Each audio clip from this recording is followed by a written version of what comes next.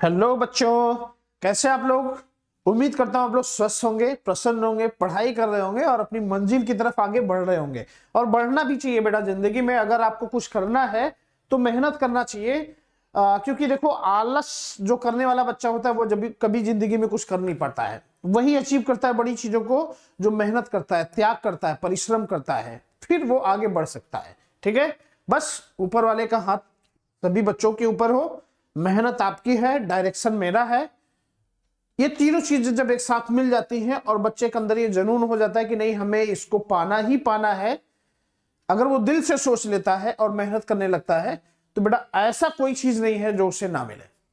ठीक है, तो बस दिल से सोची हुई चीजें और डिसाइड किया हुआ गोल, दो ही चीज देखना चाहिए कि हमारा ये गोल है और इसी को सोचना चाहिए, हमें ये पाना है और उस पर कस के जुड़ जाना चाहिए मेहनत करने के लिए। उसकी रणनीति देखना चाहिए। रणनीति का मतलब बेटा देखो, चालाकी भी करना होता है। आप उसके पेपर उठाओ 5 साल का, 6 साल का, लेटेस्ट एनालिसिस करके देखो किस टॉपिक से क्वेश्चन आता है, कैसे क्वेश्चन पूछे जा रहे हैं, क्या मैंने जो टॉपिक पढ़ा है उस पर रिलेटेड मैं क्वेश्चन कर पा रहा हूं। अगर ये पेपर मेरे सामने होता तो मैं क्या करता। तो ये सब आपके लिए बहुत काम आती है। इन सबको आगे बढ़िए और निश्चित मानिए, जब आप ईमानदारी से 90% 80% अनसॉल्व पेपर के क्वेश्चन सॉल्व करने लगेंगे जिस दिन, उस दिन बेटा आपका रिजल्ट आना कंफर्म है, कोई रोक नहीं सकता है। ठीक है, अब 90% अगर घर पे करते हैं तो यकीन मानो कि आप जो है एग्जाम में थोड़ा बहुत हड़बड़ाहट होता है, कुछ ह्यूमन एरर में मिस्टेक्स होता है, तो कुछ गलतियां वहां पे होने के चांसेस हैं। चलिए, all of you are welcome in Santosh sir physics classes and this is Santosh Singh. I will teach you physics. Today's topic is projectile motion, which is very important part of the mechanics. भैया मैं Hindi English दोनों में बोलता हूं। आप सभी का संतोष sir physics classes में स्वागत है। मैं संतोष सिंह आपको मैकेनिक्स का प्रोजेक्टाइल मोशन का पार्ट पढ़ाऊंगा। आज बच्चा जो लेक्चर है वो फिजिक्स का टॉपिक चलेगा। ठीक है, और फिजिक्स में ये मैकेनिक्स का लेक्चर नंबर कौन सा है बच्चा, ये लेक्चर नंबर 7 चल रहा है। ठीक है, और भी लेक्चर रिकॉर्ड किए गए हैं। आपका ये जो टॉपिक आज का है वो है प्रोजेक्टाइल मोशन। तो आपको बहुत अच्छे से, जिसको हिंदी में हम कहते हैं प्रक्षेप गति। ठीक है, अब इसमें बेटा देखो क्या है, ये आपका एनडीए के लिए है, एयरफोर्स के बच्चों के लिए है, नेवी के बच्चों के लिए, नीट के बच्चों के लिए। एक्चुअली मैं ऑफलाइन की कोचिंग में इसमें पढ़ाता हूं और सारी चीजें हैं, ऑनलाइन भी ये चल रहा है। तो ऐसा किसी बच्चे को नहीं सोचना है कि भैया सामने टीजीटी नहीं लिखा है, पीजीटी नहीं लिखा है, जीआईसी लेक्चरर नहीं लिखा है, एलटी ग्रेड नहीं लिखा है, या सर ने जो है आईआईटी नहीं लिखा है। भाई जब आपको लिख दिया गया फिजिक्स से नीट है तो नीट हो गया, तो आईआईटी हो गया। नीट अब्लिक आईआईटी फिजिक्स है तो फिजिक्स चल रहा है इसका। ठीक है, टीजीटी पीजीटी इन सब के क्वेश्चन यही से आते हैं। बस क्वेश्चन को कई लेवल में यहाँ पे बांटा जाएगा। अभी थियरी के बाद आपको प्रैक्टिस कराया जाएगा, तो प्रैक्टिस में कई लेवल बनाए जाएंगे। तो बच्चा देखो, हर एग्जाम में कुछ क्वेश्चन बहुत छोटे लेवल का आता है, कुछ क्वेश्चन मिड लेवल का आता है, कुछ क्वेश्चन बड़े लेवल का आता है। लेकिन जो तगड़े लेवल का क्वेश्चन होता है उसकी संख्या 8 से 10 या 20 होती है। तो उस तरह से जब प्रैक्टिस कराया जाएगा तो आप इस सीक्वेंस से सॉल्व करेंगे आगे और आपको दिखाएगा। और बच्चा एक चीज और जानकारी दे दूं मैं आपको कि आप में से अगर किसी को कोई भी इस पे डाउट्स हो तो आप ये व्हाट्सएप नंबर पे कांटेक्ट कर सकते हैं। ठीक है, इस व्हाट्सएप नंबर पे कांटेक्ट कर सकते हैं आप इस पे जो है किसी भी डाउट्स के लिए, और ये आपका जो है सारी समस्या का सलूशन इस पे मिल जाएगा। ठीक है, जो भी समस्या आपको, सभी समस्या का सलूशन इस पे मिलेगा। आप कांटेक्ट करके कौन सा कोर्स करना है उस सब चीज के बारे में जानकारी कर सकते हैं, इंक्वायरी कर सकते हैं। अगर आप प्रयागराज में हैं तो ऑफलाइन भी कोचिंग स्टार्ट हो चुकी है, और अगर प्रयागराज से बाहर हैं तो आप ऑनलाइन भी देख सकते हैं। ठीक है, चलिए बेटा आगे बढ़ते हैं। बेटा देखो, एक चीज और मैं आपको बता दूं कि यहाँ पे जो है थोड़ा सा ये चीजें हैं। देखो एक चीज और मैं बता दूं आपको कि आपका यहाँ पे क्या क्या चीज पढ़ाया जा रहा है वो आप जान लीजिए। Physics, physics for all, physics for all, for all. किसी भी एग्जाम की प्रिपरेशन आप करना चाहते हैं तो फिजिक्स की पूरी प्रिपरेशन यहाँ पे कराई जा रही है। अगर आप मैथ्स, एडवांस मैथ्स की बात करते हैं, एडवांस मैथ की बात करते हैं तो बेटा ये आपका आईआईटी के लिए है, एनडीए के लिए है, एयरफोर्स, इन सब के लिए मैथमेटिक्स भी आपका चल रहा है। ठीक है, इसके बाद आप जीएस या इंग्लिश की बात करेंगे तो इंग्लिश भी किसी भी कंपटीशन तैयारी कर रहे हैं उसकी तैयारी कर सकते हैं, क्योंकि ग्रामर वही आता है, लेकिन स्पेशली ये जो है डिफेंस के लिए है। जीएस जनरल स्टडी को बेटा 2-3 अलग अलग पार्ट में बांटा गया है। पॉलिटी के सर अलग है, ज्योग्राफी के सर अलग है, इकोनॉमिक्स के सर अलग है, हिस्ट्री के सर अलग है, एवं जनरल साइंस के सर अलग है, और करंट अफेयर पढ़ाने वाले टीचर्स भी अलग हैं। बेटा देखो ये चीजें हैं। इसके बाद आप किसी भी कंपटीशन के लिए अर्थमेटिक अगर पढ़ना चाहते हैं तो आप इसके लिए भी इस वीडियो को देख सकते हैं। बारी बारी से सभी सर इस पे आएंगे, इस वीडियो को देख सकते हैं और आगे बढ़ा सकते हैं। ठीक है, तो बेटा देखो चीजें ये है ना, जीएस पे हमने ज्यादा फोकस किया है यहाँ पे। ठीक है, जीएस पे फोकस इसलिए किया है क्योंकि इंग्लिश का 1 घंटे का क्लास पर्याप्त होता है। जो बच्चा पढ़ता है वो 1 घंटे का क्लास इंग्लिश का ग्रामर अच्छे से रिकवर कर लेता है और कर भी जाता है। अगर वो 6 महीने अच्छे से पढ़ ले तो उसका ग्रामर प्रिपेयर हो जाता है। अर्थमेटिक की जो क्लास है बेटा ये बहुत ईजी है। जो बच्चे अभी पढ़ रहे हैं वो जान भी रहे हैं, जो नहीं पढ़ते होंगे वो भी ऑनलाइन क्लासेस अगर देखेंगे तो उनको पता चलेगा। ऑनलाइन क्लासेस में अर्थमेटिक का कुछ वीडियो बना है, लेकिन सेकंड से और भी अभी बन रहा है। ठीक है, वो चीजें हैं, वो भी 1 घंटे में हो जाता है। लेकिन बेटा देखो जो जीएस का पोर्शन होता है ना वो बहुत कहीं से पूछ लिया जाता है और बहुत ब्रॉड लेवल पे होता है। और जो सीडीएस का जीएस होता है ना, और सीडीएस या एफकैट या आप कह लीजिए उसका सीपीएफ का जीएस होता है, वो एकदम यूपीएससी पैटर्न पे होता है, या एनडीए का जो जीएस होता है। तो वहां बेटा हमें ऐसे चीज की जरूरत नहीं कि कोई एक टीचर सारी चीज का मास्टर तो हो नहीं सकता, तो कोई एक्सपर्ट की जरूरत है जो अपने सब्जेक्ट में खूब अच्छे से पढ़ा है, उसको अच्छे से ध्यान देना है। तो इसलिए मैंने जीएस में हर टॉपिक का अलग अलग टीचर को लगा दिया है। पॉलिटी पढ़ाने वाले लोग अलग होंगे, इकोनॉमिक्स पढ़ाने वाले लोग अलग होंगे, हिस्ट्री पढ़ाने वाले लोग अलग होंगे। जिसका जो एक्सपर्ट टाइसन है, जिसमें जो मास्टर डिग्री लिया है, नेट जेआरएफ है उससे, और उससे वो सिविल मेंस दे रहा है, वो लोग और पढ़ा रहे हैं कहीं पे, वो लोग इसको पढ़ाएंगे। तो ये चीजें रखा है। जीएस पे हमने 2 घंटे का क्लास पर डे रखा हुआ है। ठीक है, 1 घंटे का अर्थमेटिक क्लास है, 1 घंटे फिजिक्स, 1 घंटे मैथ्स, ये सबका क्लास है, 1 घंटे इंग्लिश का क्लास है। ठीक है, और ये सारी चीजें हैं। ऑफलाइन के जो बच्चे हैं और जो ऑनलाइन के बच्चे हैं वो प्लेलिस्ट के फोल्डर में जाएंगे, सारी चीजें उनको मिलेगी बारी बारी से। ठीक है, जीएस वाले सर भी अपना वीडियो जल्दी रिकॉर्ड शुरू करेंगे। ठीक है, तो चलिए आगे बढ़ते हैं आगे। तो उम्मीद करता हूं कि इस पे आपको सारी जानकारी मिल गई होगी। बच्चा देखो आज का टॉपिक है प्रोजेक्टाइल मोशन, प्रक्षेप गति। तो प्रक्षेप गति होता क्या है, व्हाट इज प्रोजेक्टाइल मोशन, प्रक्षेप गति क्या होता है। तो बेटा देखो घबराना नहीं है, प्रक्षेप गति कुछ ऐसा खास नहीं है कि जिससे डरा जाए। ठीक है, इसको हम कहते हैं प्रोजेक्टाइल मोशन, प्रोजेक्टाइल मोशन जिसको हम कहते हैं प्रक्षेप्य गति। ठीक है, प्रक्षेप गति या प्रोजेक्टाइल मोशन। बच्चों देखो जब हम बात करते हैं मोशन की, तो जब हम बात करते हैं हिंदी इंग्लिश मीडियम की, तो जब हम हिंदी में कहेंगे ऋजुरेखीय गति। ठीक है, यहां पे मैं लिख रहा हूं, जब इसको कहा जाए ऋजुरेखीय गति, ऋजुरेखीय गति क्या होता है। तो बेटा देखो इसमें हिंदी मीडियम में हिंदी में ही लिखा है, इंग्लिश में तो लिखा नहीं, इंग्लिश मीडियम का है नहीं, लेकिन इसमें हिंदी मीडियम वाले भी गड़बड़ा जाते हैं कि भाई ऋजुरेखीय का मतलब क्या हो गया, और इसको अगर इंग्लिश में लिख देते हैं तो सभी बच्चे समझ जाते हैं ये क्या होता है, स्ट्रेट लाइन मोशन।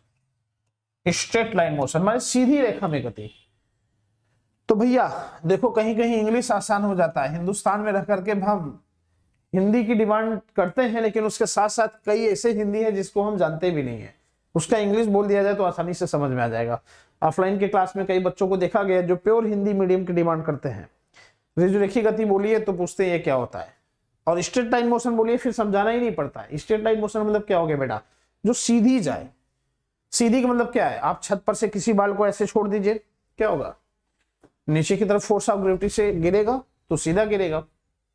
इसका मतलब हम क्या क्या कर सकते हैं, अगर ये हॉरिजॉन्टल एक्स एक्सिस है तो किसी चीज को अगर हम 90 डिग्री से फेंक दें, भैया ये 90 डिग्री हो जाएगा, या उसके डायरेक्शन में थीटा बराबर 0 डिग्री से फेंक दें, या उसके इस डायरेक्शन में 180 डिग्री से फेंक दें, तो क्या होगा 180 पे स्ट्रेट हो जाएगा, इस पर स्ट्रेट हो जाएगा, इस पर स्ट्रेट हो जाएगा। इसका मतलब अगर उस बॉडी को 0 डिग्री पे, 90 डिग्री पे, 180 डिग्री पे फेंका जाता है या ऐसे गिरा दिया जाता है, तो ऐसे सिचुएशन में वो सीधा जाएगा, इसको हम बोलेंगे ऋजुरेखीय गति या स्ट्रेट लाइन मोशन। ठीक है भैया, इसके अलावा आप जैसे करते हैं ना, किसी को आप बाल दे दीजिए, तो जब क्रिकेट खेलते हैं जो बच्चे, आप में से जो बच्चा क्रिकेट खेल रहा होगा, तो बॉल लेते हैं, आप क्या करते हो बेटा, बाल को ऐसे करते हो ना, बॉलिंग करते हो तो ऐसे फेंकते हो, या थ्रो करना है तो क्या करते हो, ऐसे थ्रो करते हो। भाई जो क्रिकेट खेल रहा है उसके लिए, जो क्रिकेट नहीं खेल रहा है, वॉलीबॉल खेल रहा है, वो वॉलीबॉल को ऐसे मारता है, ठीक है ना, जो फुटबॉल खेल रहा है फुटबॉल को ऐसे मारता है, या जो कुछ भी नहीं खेला है, फुटबॉल वॉलीबॉल कुछ भी, तो बेटा कुछ भी चीज लेकर के अगर ऐसी जिंदगी में फेंका है तो आप लोगों ने देखा होगा इसकी ये सिचुएशन हो जाती है।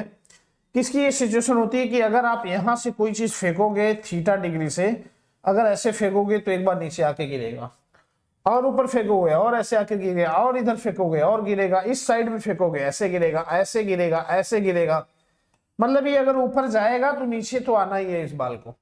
इस तरह से आप लोग बॉल थ्रो करते हैं। भाई क्रिकेट का पिच है, शोएब अख्तर की बॉल आती है, सचिन तेंदुलकर बैठे होते हैं यहाँ पे, खड़े होते हैं और बल्ले से मार देते हैं, क्या होता है, बाउंड्री लाइन को पार करके क्या हो जाता है, 6 हो जाता है। तो ये क्या है बेटा, इस मोशन को हम कहते हैं प्रोजेक्टाइल मोशन, प्रक्षेप गति। इसका मतलब सचिन तेंदुलकर ने क्या किया, प्रोजेक्टाइल मोशन में कर दिया बॉल को, ठीक है।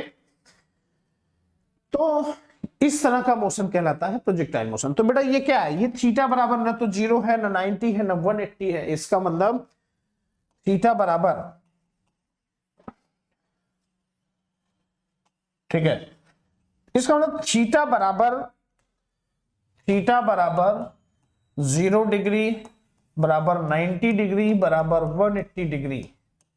इन तीनों के बराबर अगर एंगल नहीं है और इन तीनों के अलावा किसी एंगल से अगर किसी चीज को फेंकते हैं तो उस पिंड का जो गति है या मोशन है वो कहलाता है प्रोजेक्टाइल मोशन या प्रक्षेप गति, ठीक है। माने किसी पिंड को 0 डिग्री के, 180 डिग्री के या 90 डिग्री के अलावा किसी कोण से अगर हम फेंक देते हैं तो उस पिंड की गति कहलाती है प्रक्षेप गति या प्रोजेक्टाइल मोशन कहलाता है। और उसका जो पाथ होता है ना बेटा, वो पाथ कहलाता है पैराबोलिक पाथ, परवलयाकार पाथ होता है, ठीक है।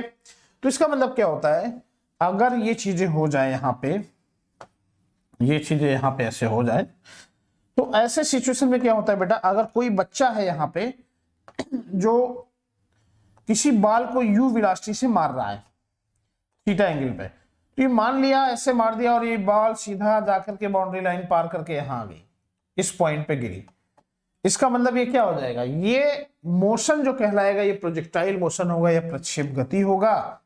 और इनका पाथ जो होगा बेटा, पाथ क्या हो जाएगा, पाथ इनका जो होता है वो पैराबोलिक, पैराबोलिक माने परवलयाकार, परवलयाकार। तो बेटा देखो प्रक्षेप का पाथ जो होता है वो पैराबोलिक होगा या परवलयाकार होगा, ठीक है।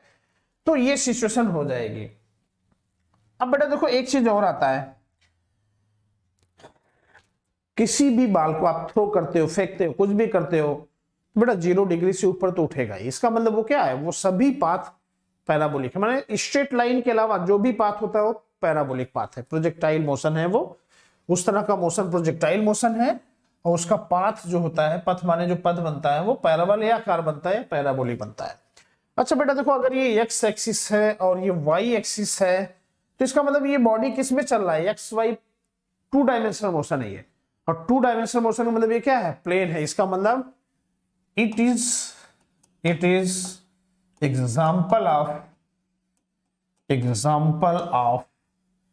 Plane motion.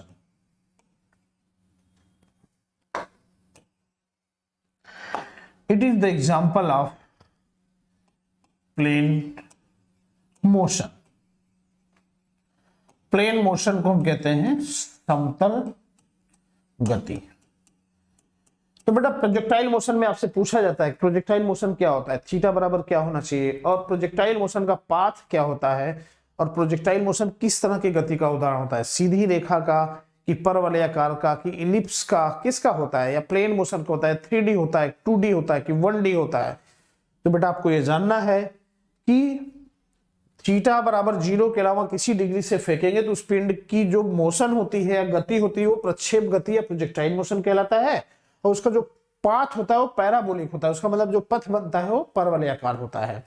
And this is an example of plane motion, और ये एक समतल गति का उदाहरण होता है, ठीक है। अब बेटा देखो थीटा बराबर अगर यहां हम ऐसे फेंकेंगे तो हॉरिजॉन्टल इसका वेलोसिटी क्या हो जाएगा, u cos थीटा। अगर इसको हम हॉरिजॉन्टल और वर्टिकल कंपोनेंट में रिजॉल्व कर दें तो हॉरिजॉन्टल हो जाएगा u cos थीटा, और बच्चा वर्टिकल हो जाएगा इनका uy, जिसको हम कहते हैं u sin थीटा, है ना। अभी यहां आएगा ऐसे हो जाएगा ux, ये हो जाएगा uy, है ना। ये टॉप का पॉइंट है, यहां आएगा ये हो जाएगा uy, यहां आ जाएगा ये हो जाएगा ux। अब बेटा देखो इस टॉप पॉइंट पे क्या हो जाएगा, टॉप पॉइंट पे आपको याद रखना है, टॉप पॉइंट पे देखो एक्चुअली इनका क्या होता है, क्योंकि बॉडी एक बार ऐसे जाएगा, ठीक है, तो हार्जेंटल वेलोसिटी अगर हम ये निकाले v बराबर u प्लस ct से, तो हार्जेंटल वेलोसिटी का कंपोनेंट तो होगा वहां पे क्योंकि एक्सलेशन a है, लेकिन टॉप पॉइंट पे जो है वो क्या हो जाता है बेटा, इनका आपका ये कंपोनेंट हो जाता है। यहाँ पे देखो जब ऐसे कोई बॉडी जा रहा है तो एक सिचुएशन ये होगा कि ये ऊपर लड़ेगा तो क्या होगा, अब इसको आगे बढ़ना है तो एक बार ये हॉरिजॉन्टल होगा, वर्टिकल नहीं जाएगा। हम ये भी कॉन्सेप्ट देख सकते हैं या दूसरा कॉन्सेप्ट देख सकते हैं, यहाँ पे टॉप पॉइंट पे जो है आपका ये हो जाएगा हॉरिजॉन्टल कंपोनेंट का वेलोसिटी v बराबर क्या हो जाएगा u प्लस at, तो एक्सेलेरेशन अगर इसका नहीं है तो ये बराबर क्या हो जाएगा vx बराबर हो जाएगा ux और ये हो जाएगा u cos थीटा, ठीक है। अच्छा वर्टिकल कंपोनेंट अगर हम लिखेंगे तो वर्टिकल कंपोनेंट क्या हो जाएगा, क्योंकि वर्टिकल कंपोनेंट जी करके हो जाता है इसलिए यहाँ पे वर्टिकल कंपोनेंट क्या हो जाता है बेटा, 0 हो जाता है। तो अगर हम जो है प्रक्षेप गति में किसी बॉडी को फेंकते हैं तो एकदम मैक्सिमम ऊंचाई पर अंतिम वेग जो होता है उसके दो कंपोनेंट हो सकते हैं। जैसे यहाँ पे देखो एक क्षैतिज घटक है, एक ऊर्ध्वाधर घटक है। हॉरिजॉन्टल कंपोनेंट है u cos थीटा ux और वर्टिकल कंपोनेंट है uy u sin थीटा। उसी तरह से टॉप पॉइंट पर बेटा वर्टिकल कंपोनेंट vy 0 हो जाएगा, लेकिन इसका हॉरिजॉन्टल कंपोनेंट जो है इस वेलोसिटी के बराबर होगा, या आप कह सकते हैं u cos थीटा, ठीक है। चलिए और क्या चीज होता है, आपसे पूछा जाएगा कि प्रोजेक्टाइल मोशन में क्या चीज कांस्टेंट होता है, तो भैया प्रोजेक्टाइल मोशन में u cos theta horizontal velocity का जो कंपोनेंट होता है वो आपका कांस्टेंट होता है। तो ये चीजें हो गया। अगर यहाँ पे हमने मान लिया O पॉइंट है और यहाँ पे मान लिया हमने P पॉइंट है और यहाँ पे मान लिया Q पॉइंट है, तो बेटा देखो ऐसे सिचुएशन में अगर इस बॉडी को जहां से फेंका गया और जहां तक ये पहुंचा है उसके बीच की दूरी को हम कहते हैं रेंज को हम कहते हैं परास, ठीक है, परास कहते हैं। इसका मतलब आप बाल को ले लीजिए और ऐसे फेंक दीजिए, वो जहां जाके दूर गिरेगा तो जहां से आपने फेंका है और जहां पहुंचा है उसके बीच की जो पूरी दूरी है वो कहलाता है परास या दूरी, एक तरह से दूरी है। हॉरिजॉन्टल रेंज है, वर्टिकल रेंज नहीं है, वो हॉरिजॉन्टल रेंज है। अच्छा वर्टिकल रेंज क्या होगा, यहां से यहां तक की पूरी ऊंचाई को हमने मान लिया h, ये आपका हो गया वर्टिकल रेंज या जिसको हम कहते हैं हाइट, ठीक है। उम्मीद करता हूं कि ये चीजें आपको बहुत अच्छे से समझ में आ गया होगा। अब इस पे कुछ चीज डिस्कस करते हैं। कुछ चीज डिस्कस क्या करना है, अब बेटा देखो डिस्कशन यहां पे ये करना है हमें कि अब हमें निकालना है कि कभी कभी आपसे पूछ दिया जाए कि अगर हम किसी बॉडी को, ऐसे क्वेश्चन आता है कि कोई पिंड है जिसको 25 मीटर प्रति सेकंड के वेग से थीटा बराबर इतने कोण से फेंक दिया, तो मैक्सिमम ऊंचाई तक पहुंचने में मैक्सिमम ऊंचाई कितनी होगी या मैक्सिमम ऊंचाई पे उनका वेलोसिटी क्या हो जाएगा, ठीक है। इसी तरह से क्वेश्चन आता है, ठीक है। तो हम कैसे सॉल्व करेंगे बेटा, अगर हमें या मैक्सिमम ऊंचाई तक पहुंचने में कितना समय लगेगा, जैसे आप टुकड़ा लेते हैं ना, बॉल लेते हैं या कोई चीज लेते हैं तो ऐसे थ्रो कर देते हैं, तो ये मैक्सिमम हाइट तक पहुंचेगा, एक बार यहां से यहां तक पहुंचेगा और फिर इसके बाद यहां से यहां तक पहुंचेगा। तो ये आपसे पूछ लिया था कि मैक्सिमम हाइट जो है आपका P पॉइंट है वहां तक पहुंचने में कितना समय लगेगा। तो बेटा इसके लिए हम क्या करेंगे, इसके लिए हम लिखेंगे time taken by body to reach from O to P। देखो इन्होंने कहा है O से P तक पहुंचने में कितना समय लगेगा, हिंदी में इसका ये हो जाएगा O से P तक पहुंचने में कितना समय लगेगा। तो बेटा देखो अब यहां पे क्या दिया है, यहां पे प्रारंभिक वेग पता है u, अंतिम वेग पता है v। बॉडी जब ऊपर जाता है तो g माइनस होता है, जब ऊपर से नीचे गेंद गिराई जाती है तो g प्लस होता है, जब हम नीचे सुपर फेंकेंगे तो गुरुत्व के अपोजिट होगा, इसलिए g माइनस हो जाता है। तो बच्चा आपको बताना है u प्रारंभिक वेग, v अंतिम वेग, g गुरुत्वीय त्वरण और t समय में क्या संबंध होता है, क्योंकि देखो हम समय निकालना चाहते हैं और g तो जरूर लगेगा अगर ऊपर नीचे जाएगा। अब हमें प्रारंभिक वेग और अंतिम वेग की जरूरत है, तो अंतिम वेग प्रारंभिक वेग हमें पता ही है, हम टाइम तो निकाल ही लेंगे। कैसे, तो देखो एक फॉर्मूला आपने पढ़ा ना, v बराबर u प्लस ए टी, याद आ रहा है ना? ये तब होता है जब कोई बॉडी एक्सेलरेट करते हुए आगे जाता है, त्वरित गति करते हुए आगे जाता है। लेकिन जब वहां पे मंदन होता है तो क्या लिखते हैं, v बराबर u माइनस ए टी, है ना बेटा? उसी तरह से अगर किसी बॉडी को हमने ऐसे गिरा दिया तो वहां पे क्या होता है, जब नीचे आता है तो जी लग जाता है, गुरुत्वाकर्षण हो जाता है।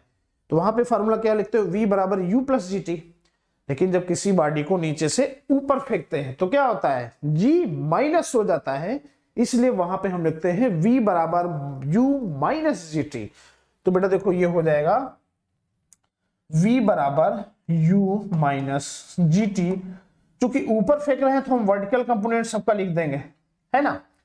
अब जी ऊपर जा रहा है, ये ऑलरेडी वर्टिकल है, माइनस में लिखा गया है।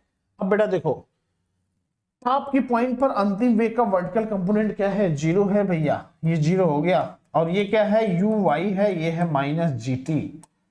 तो बच्चा t बराबर क्या हो जाएगा, तो t बराबर यहां आ जाएगा यू वाई अपॉन जी। इसका मतलब हो गया कि हम यहां लिख सकते हैं, क्या लिख सकते हैं, नीचे से ऊपर पहुंचने में जो समय लगेगा वो हो जाएगा टी वाई अपॉन जी, या स्मॉल टी बराबर लिख सकते हैं यू साइन थीटा अपॉन जी, है ना?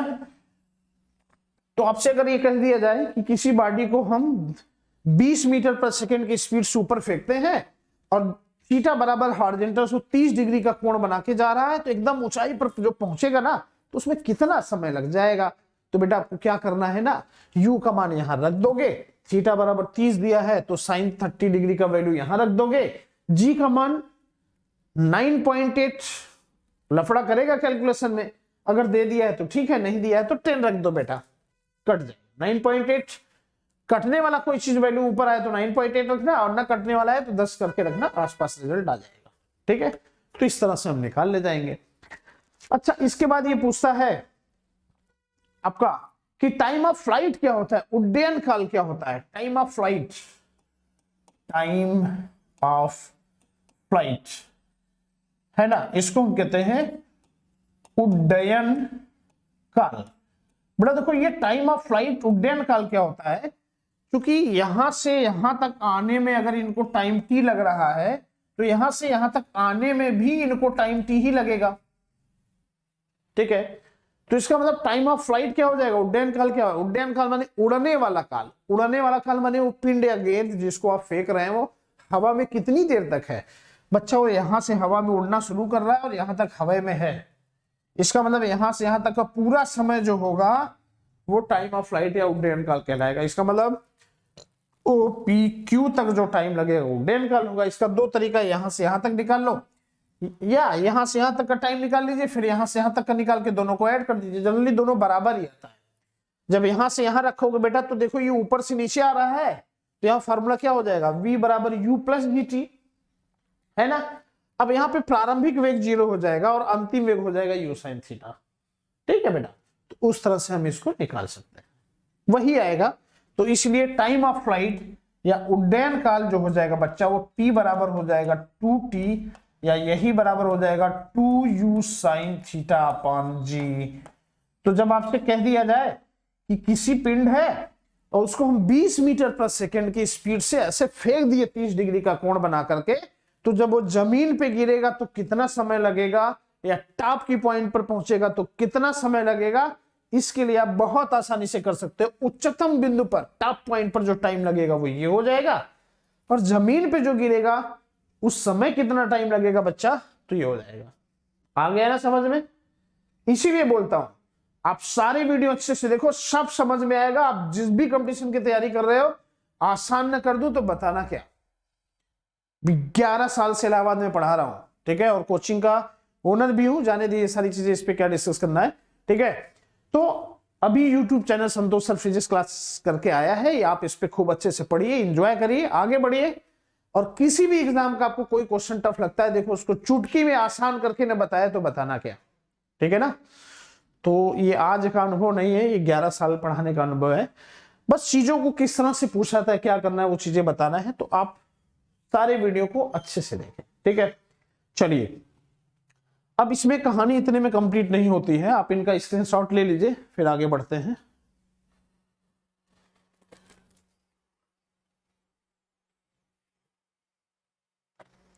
चलिए, उम्मीद करता हूं कि आपको ये समझ में आया है, आएगा। तो हमने टाइम ऑफ फ्लाइट डिस्कस कर लिया, वो डिस्कस कर लिया। अब हमें डिस्कस करना है हाइट क्या हो जाएगा, मैक्सिमम ऊंचाई क्या हो जाएगा। ठीक है, तो ये चीजें हैं। अब मैक्सिमम ऊंचाई, मैक्सिमम हाइट क्या होगा वो डिस्कस करना है। ठीक है, तो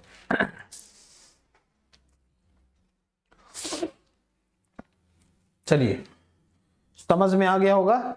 ठीक है, चलिए आगे बढ़ें। ठीक है, अब बेटा देखो यहां पे क्या हो जाएगा आपका, ये सब हटा देता है।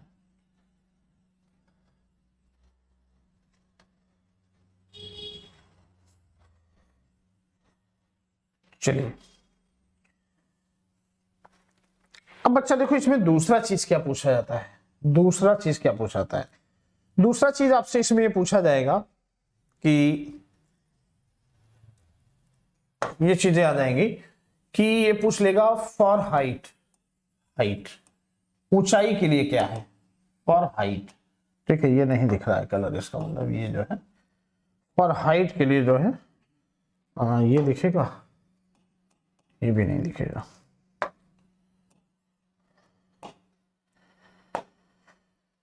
तो ये चीजें हैं।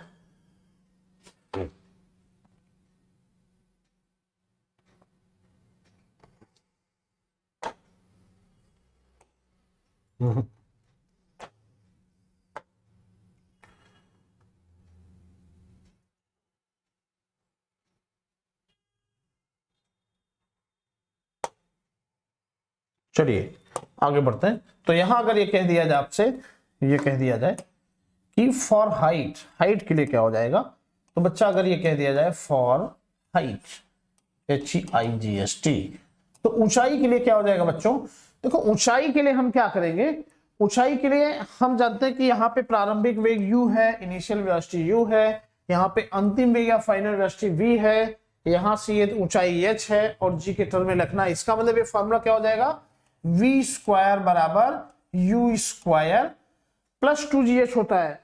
चूंकि बॉडी किधर जा रहा है बच्चा, बॉडी ये ऊपर जा रहा है, इसलिए यहाँ पे ये हो जाएगा -2gh, तो ये हो जाएगा u स्क्वायर माइनस 2gh। ये वर्टिकल कंपोनेंट y रख देंगे। अब ऐसे सिचुएशन में क्या हो जाएगा बेटा, देखो यहाँ पे टॉप का जो वर्टिकल पॉइंट होता है इसका फाइनल वेलोसिटी 0 होता है, तो यहाँ पे अगर हम 0 रखेंगे तो uy स्क्वायर बराबर -2gh हो जाएगा, तो h बराबर आ जाएगा uy स्क्वायर अपॉन 2g, है ना। या इसको हम कह सकते हैं u square sine square theta upon 2g। तो बेटा इनका ये फॉर्मूला हो जाएगा ये। ठीक है, तो इस तरह से हाइट का फार्मूला हो गया u square sine square theta upon 2g। तो जैसे कह दिया जाए u बराबर 20 मीटर पर सेकंड से फेंका जाता है, थीटा कोण 30 डिग्री का है, तो मैक्सिमम कितनी ऊंचाई तक जाएगा, तो u square sine square theta upon 2g करके आप निकाल लेंगे। ठीक है, अच्छा मैक्सिमम हाइट अगर पूछा जाएगा तब क्या करेंगे बच्चा, तो देखो मैक्सिमम हाइट अगर पूछा जाएगा तब ऐसी सिचुएशन में हम क्या कर देंगे, तब ऐसे सिचुएशन में आपका हो जाएगा यहाँ पे। ठीक है, तो देखो यहाँ पे ऐसे सिचुएशन में हो जाएगा साइन थीटा मैक्सिमम कितना होता है, अगर थीटा बराबर अगर हम कर दें 90 डिग्री और थीटा 90 कर दिया जाए तो साइन 90 मैक्सिमम होगा। इसका मतलब मैक्सिमम जो ऊंचाई हो जाएगा वो हो जाएगा बेटा u स्क्वायर अपॉन 2g। ठीक है, तो प्रोजेक्टाइल मोशन में मैक्सिमम हाइट या मैक्सिमम ऊंचाई जो होता है वो होता है u स्क्वायर अपॉन 2g। अब बच्चा आगे बढ़ते हैं, अब हम देखते हैं रेंज का क्या रिलेशन होगा। For range, for horizontal range, क्षैतिज परास, एच रेंज, क्षैतिज परास। देखो हमने टाइम ऑफ फ्लाइट निकाल लिया, ऊंचाई निकाल लिया, अब मैं रेंज निकालने जा रहा हूं। ठीक है, अब बेटा देखो यहां पे रेंज क्या है, ये दूरी है, तो ये दूरी बराबर क्या हो जाएगा, ये दूरी बराबर होगा बेटा आपका, ये हो जाएगा आपका कि हॉरिजॉन्टल स्पीड क्या है ux, तो चाल बराबर दूरी बटा समय, speed equal to distance upon time, तो डिस्टेंस बराबर स्पीड इनटू टाइम, दूरी बराबर चाल गुणे समय। और आप क्षैतिज परास निकाल रहे हैं तो चाल कौन सा लेंगे, क्षैतिज ही चाल तो लेंगे। अगर आप हॉरिजॉन्टल रेंज निकाल रहे हैं तो हॉरिजॉन्टल स्पीड लेंगे, और हॉरिजॉन्टल स्पीड क्या है बच्चा, यू एक्स। इसका मतलब वो आपका हो जाएगा हॉरिजॉन्टल रेंज इक्वल हो जाएगा you x into T, time of flight. ये फॉर्मूला बन गया इनका। कभी कभी आपसे न्यूमेरिकल दिया जा सकता है कि क्षैतिज वेलोसिटी इतना है, टाइम ऑफ फ्लाइट इतना है, तो रेंज बताइए, तो घबराना नहीं है, ये भी फार्मूला होता है। दूसरा चीज पे अगर मैं आगे बढ़ूं, डिस्कस करूं, तो ऐसे सिचुएशन में क्या हो जाएगा बेटा, अगर यहाँ पे ये वैल्यू रखा जाए तो r बराबर क्या हो जाएगा, u cos थीटा, और इसकी जगह हो जाएगा 2u sin theta upon g. तो ये देखो क्या हो जाएगा, r बराबर हो जाएगा u स्क्वायर, है ना, ये हो जाएगा 2 sin theta cos theta. 2 sin theta cos theta किसका वैल्यू होता है, sin 2 थीटा का, तो हो जाएगा r u square sin 2 theta upon g. तो बेटा इस तरह से रेंज का फार्मूला ये हो गया, रेंज हो जाएगा आपका u square sine 2 theta upon जी, ठीक है। और इसमें अगर हम थीटा बराबर रख देंगे 45 डिग्री, तो थीटा 45 का मतलब क्या होता है, 45 दूनी 90, साइन 90 मैक्सिमम हो जाएगा। इसका मतलब मैक्सिमम रेंज आपका क्या हो जाएगा बच्चा, ये हो जाएगा u स्क्वायर अपन जी। तो इस तरह से आपका परास क्या होगा, अधिकतम होगा। इसका मतलब अगर किसी चीज को आप चाहते हैं ना बेटा सबसे ज्यादा दूर जाके गिरे, तो आप उसको 45 डिग्री बनाइए एंगल और ऐसे फेंक दीजिए। आपने क्रिकेट खेला है ना, जब आप स्ट्रेट का शॉट ऐसे मारते हैं तो क्या होता है, टाइमिंग अगर सही है, कोई बॉलिंग फेंक रहा है आपके पैर से एक कदम आगे और आपने एक कदम आगे बढ़ाया और सीधा ऐसे कर दिया, तो क्या होता है, बहुत अच्छा सिक जाता है। तो आपको क्या लगता है, वो टाइमिंग सेट होता है 45 डिग्री का सेट हो जाता है और बहुत अच्छा सिक जाता है स्ट्रेट पे। इसका मतलब ये नहीं होता है कि आपने उसको बलपूर्वक मारा है, ठीक है ना, आपने उसका टाइमिंग सेट कर दिया, 45 डिग्री मेंटेन हो गया। तो 45 डिग्री पे अगर कोई चीज फेंकोगे तो मैक्सिमम जाएगा। इसीलिए आपने देखा है कि जो आदमी पान खाता है, गुटखा खाते हैं, या जो बच्चा पानी पीता है, जो फिजिक्स नहीं पढ़ा है, वो भी अगर कोई चीज बाहर फेंकना होता है तो ऐसे करके पूरा मुंह नहीं खोलता और ऐसे सीधे नहीं करता है, सबसे पहले वो मुंडी को 45 डिग्री पे हॉरिजॉन्टल से मेंटेन करता है। तो ये प्रोजेक्टाइल मोशन का कॉन्सेप्ट लगा दे। इसके बाद सारा मुंह ढक करके थोड़ा सा यहां खोलता है, प्रिंसिपल ऑफ कंटिन्यूटी निकलता है, एरिया कम होगा तो स्पीड ज्यादा होगा, फिर ऐसे फेंकता है। फिजिक्स पढ़ा नहीं है कोई, लेकिन फिजिक्स का प्रैक्टिकल सब करते हैं। इसीलिए कहता हूं कि दैनिक जीवन में जो कुछ भी आप करते हैं सब फिजिक्स है। फिजिक्स किस सब देने, मैं फिजिक्स पढ़ाता हूं इसलिए फिजिक्स बोल रहा हूं। बायो वाला आएगा, बायो वाला अपना बोलेगा भाई सब बायो है, ठीक है, जो जैसा आएगा, लेकिन ये फिजिक्स है, मैं इसको प्रूफ कर रहा हूं। आप ऐसे करते हैं तो 45 डिग्री बनाते हैं, प्रोजेक्टाइल मोशन का एग्जांपल है। जब आप पूरा मुंह बंद करते हैं, थोड़ा सा खोलते हैं, प्रिंसिपल ऑफ कंटिन्यूटी, अविरतता का सिद्धांत है, जिस वजह से स्पीड ज्यादा होता है और जो चीज आप फेंकते हो बाहर तक जाता है। ऐसे करके पूरा मुंह खोल दीजिए, देखिए क्या होता है, ऊपर गिर जाएगा, ठीक है। तो सभी ऐसा प्रैक्टिकल करते हैं और ये फिजिक्स है, ठीक है। तो उम्मीद करता हूं बच्चा आपको मैंने यहाँ पे स्मॉल टी बता दिया, मैक्सिमम पॉइंट हाइट पर पहुंचने में टाइम क्या लगेगा ये बता दिया, टाइम ऑफ फ्लाइट उड्डयन काल क्या होता है ये भी बता दिया, ऊंचाई कितना होगा ये भी बता दिया, हॉरिजॉन्टल रेंज क्या होता है वो भी बता दिया, वर्टिकल रेंज हाइट ही है, इसमें जो आप हाइट निकालते हो ना बच्चा, ये वर्टिकल रेंज ही है। ऊर्ध्वाधर परास पूछता है तो हाइट आपको निकालना है, ये बता दिया। मैक्सिमम हाइट कितनी होती है वो बता दिया, मीन मैक्सिमम रेंज क्या होता है वो बता दिया, प्रोजेक्टाइल मोशन में क्या चीज कांस्टेंट होता है u cos थीटा वो बता दिया, ठीक है। अब ऐसे सिचुएशन में मुझे ये पढ़ना है कि टॉप की पॉइंट पर काइनेटिक और पोटेंशियल एनर्जी क्या हो जाता है, स्थितिज और गतिज ऊर्जा क्या हो जाती है, मैक्सिमम रेंज और मैक्सिमम हाइट में रिलेशन क्या होता है, या किस डिग्री पे दोनों बराबर होते हैं, ठीक है। तो ये सारी चीजें हैं, आप इनका स्क्रीनशॉट ले सकते हैं।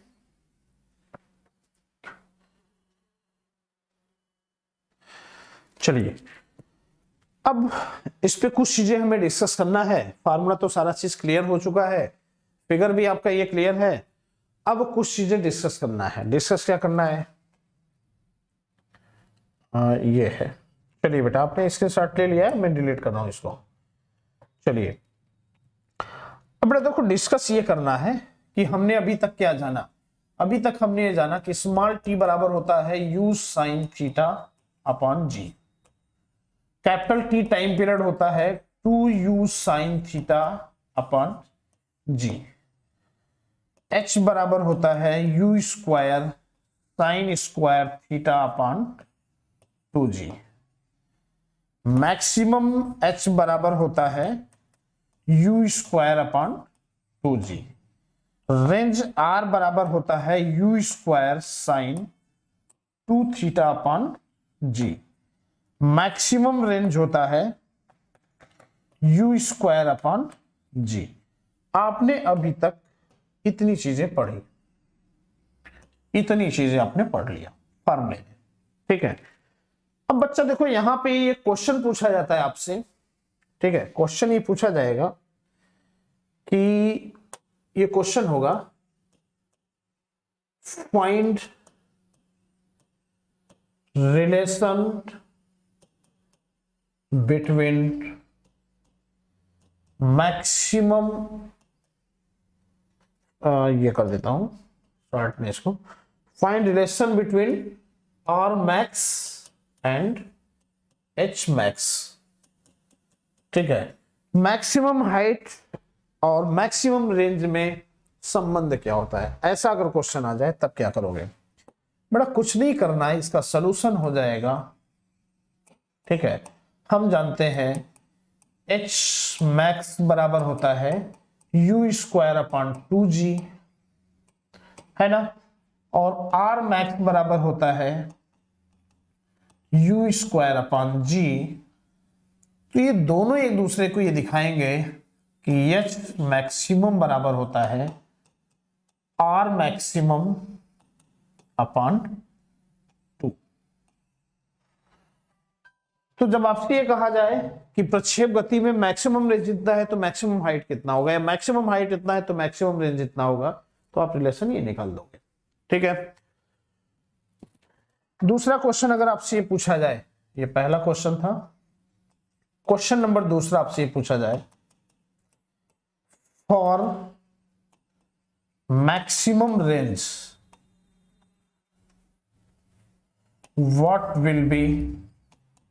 what will be relation between height and range। बेटा ये देखो बहुत इंपॉर्टेंट क्वेश्चन है, ये पूछा जाता है आपसे। इन्होंने कहा है कि सॉल्यूशन इनका हो जाएगा, इन्होंने कहा है कि अधिकतम प्रक्षेप गति पाने के लिए, अधिकतम प्रक्षेप की गति पाने के लिए प्रक्षेप गति का जो रेंज होता है उसमें मैक्सिमम रेंज में और हाइट में रिलेशन क्या होता है।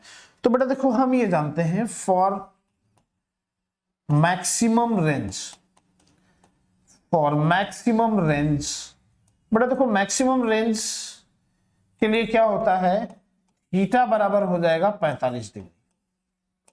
माने 45 डिग्री के कोण पर अगर आप किसी चीज को फेंकते हैं तो उसका परास क्या होगा, अधिकतम हो जाएगा। मैक्सिमम रेंज पे ये आपकी चीजें हो जाती हैं, ठीक है।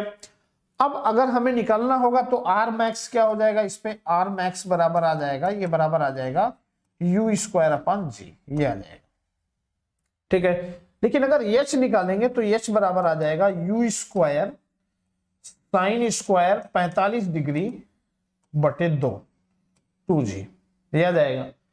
अच्छा बेटा साइन 45 डिग्री का मान होता है 1/√2, तो साइन स्क्वायर करेंगे तो 1/2 हो जाएगा। तो ये h बराबर आ जाएगा u स्क्वायर अपॉन 2 पहले था तो ये हो जाएगा 2 to 4g, है ना। तो बेटा हाइट बराबर ये होता है और मैक्सिमम रेंज ये होता है, इसका मतलब हाइट बराबर हो जाएगा मैक्सिमम रेंज बटे 4। ये इंपॉर्टेंट है, इसको दूसरे कलर से कर दे रहा हूं, ठीक है। ये आपका बहुत इंपॉर्टेंट, ठीक है।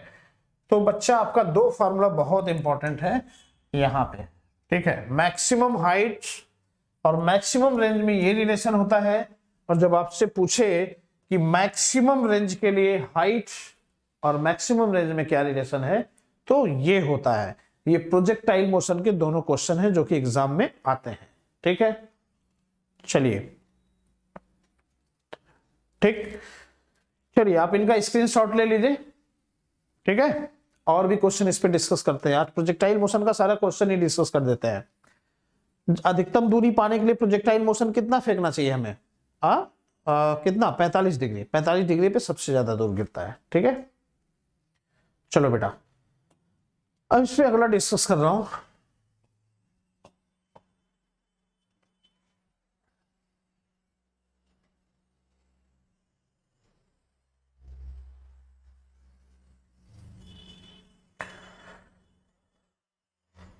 चलिए अब बच्चा देखो, एक चीज और डिस्कस करना है मुझे यहाँ पे, थोड़ा सा इसमें और बढ़ा देता हूं। देखो यहां पे एक चीज और हो जाएगा आपका, थीटा बराबर 45 डिग्री के कोण पर range be maximum, range maximum होता है, अधिकतम होता है। इसका मतलब थीटा आर थीटा पे जो रेंज होता है वो बराबर होता है आर 90 माइनस थीटा पे, और ये दोनों क्या होते हैं? 45 डिग्री से कम होते हैं। इसका मतलब अगर ये कह दिया जाए कि किसी पिंड को हम 30 डिग्री के कोण बना करके फेंकते हैं, अगर वो 20 मीटर दूर गिरता है तो अगला कोण क्या होगा? उतनी ही दूर गिरेगा। तो 90 माइनस 30 कितना होता है? 60। उस पर भी वो उतनी ही दूर गिरेगा। इसका मतलब थीटा कोण पर और 90 माइनस थीटा कोण पर, 90 माइनस 30 कितना होगा? 60 डिग्री कोण पर परास आपका बराबर होता है, और ये दोनों जो है 45 डिग्री पर से कम ही होते हैं। 45 डिग्री पर परास इनका क्या होता है? सबसे ज्यादा होता है। ठीक है, ये सिचुएशन होता है। चलिए आगे बढ़ते हैं। बेटा देखो आगे ये पूछा जाए, अगर आपसे क्वेश्चन ये कह दिया जाए, ठीक है, क्वेश्चन आपका तीसरा ये कह दिया जाए, find angle at which range and height be equal.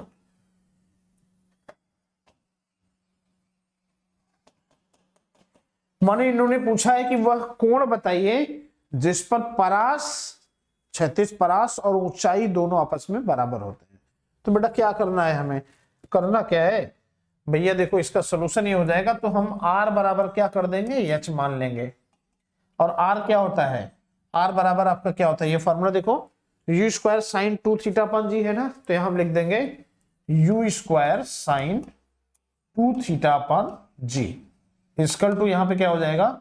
u square sine square theta upon 2g, ये होता है।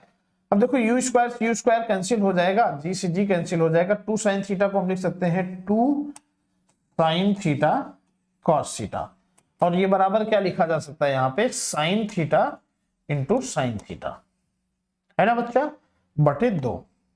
ठीक है, तो देखो एक साइन थीटा से कट गया, तो ये क्या आ जाएगा? 4 बराबर हो जाएगा sine theta upon cos theta बराबर हो जाएगा tan थीटा। तो बेटा ये एंगल क्या हो जाएगा? थीटा बराबर हो जाएगा tan इनवर्स 4। तो आपसे कभी ये पूछ लिया जाए कि वो कोण क्या होगा जिस पर हॉरिजॉन्टल रेंज और हाइट दोनों बराबर होंगे, वो कोण होगा आपका tan इनवर्स 4। माने ऐसा tan inverse 4 is that angle at which height and range, horizontal range both be equal. ठीक है, तो मैंने आपको ये भी क्वेश्चन, मैंने आपको मैक्सिमम रेंज मैक्सिमम हाइट में रिलेशन डिस्कस किया। हाइट मैक्सिमम रेंज पाने के लिए उस रेंज पर और हाइट में क्या रिलेशन होता है वो डिस्कस किया। ठीक है, किस कोण पर दोनों बराबर होते हैं वो डिस्कस कर लिया। अब अगले क्वेश्चन पे आते हैं। ठीक है,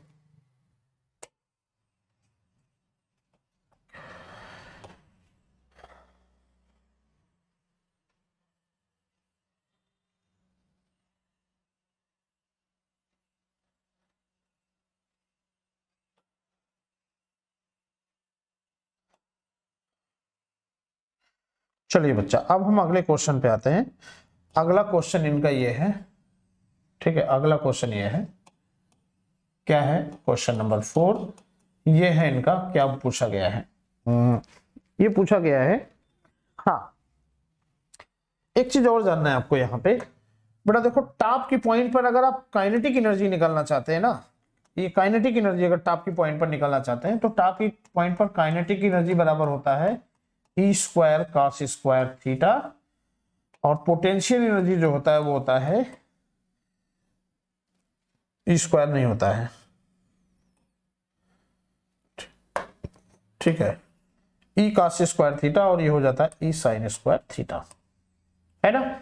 इससे आप देख सकते हैं यहां पे क्या हो जाएगा, ई कॉमन हो जाएगा तो ये हो जाएगा cos square theta plus sign square theta बराबर टोटल ये हो जाएगा, ठीक है। तो अगर आप प्रोजेक्टाइल मोशन में किसी भी बॉडी को जिसकी कुल ऊर्जा ई है उसको अगर आप ऐसे फेंकते हैं थीटा कोण बना करके, और आपसे पूछा जाए कि टॉप पॉइंट पर काइनेटिक एनर्जी क्या होगा या पोटेंशियल एनर्जी क्या होगा, तो इस फार्मूले से निकलता है, जैसा कि क्वेश्चन में लिखने जा रहा हूं और इस पर डिस्कस करूंगा मैं आपको, ठीक है, क्वेश्चन डिस्कस करूंगा, ठीक है। यहां पे ये क्वेश्चन है, ठीक है, क्वेश्चन ये है, इफ वी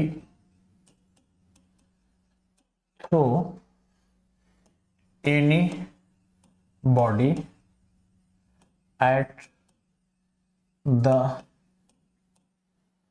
at